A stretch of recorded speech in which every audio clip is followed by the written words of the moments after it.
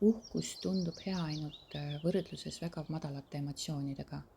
Kui inimene on olnud alandatud, hirmunud, süütunnetav või väärtusetu, siis tundub uhkus esialgu kui pääsemine, nagu tõus kõrgemale.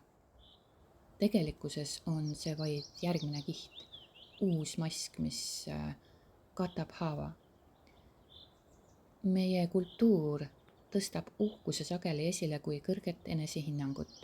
Räägitakse, et ole uhke enda üle, seisa enda eest, ära lase endale pähe istuda.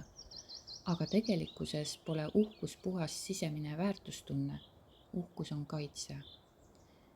Ja igasse kaitsesse on sisse kirjutatud kahtlus. See, kui sa tõeliselt teaksid oma väärtust, sa ei peaks seda esile tõstma ega kaitsma. Uhkus on nälg, vajadus välise tunnustuse, heakskiidu ja imetluse järele.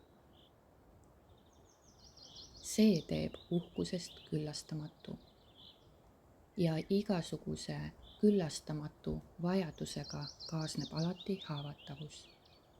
Sest kui su väärtustunne toetub välimisele kinnitusele, oled sa pidevas sõltuvuses.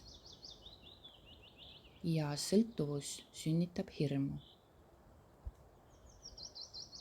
Uhkus kannab endas varjatud süütunnet. Mitte teadlikku, aga sügavat.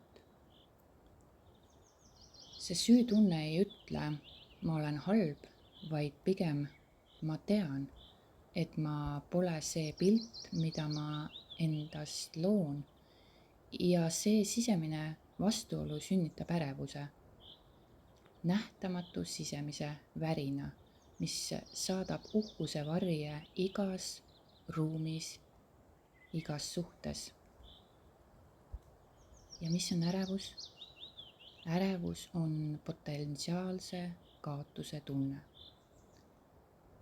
See on seesmine tunne, seesmine teadmine, et kõik see, mida sa praegu oled üles ehitanud, võib kaduda. Ja kui see kaob, kes sa siis oled? Seepärast ei saa uhkust kunagi lõpuni rahuldada.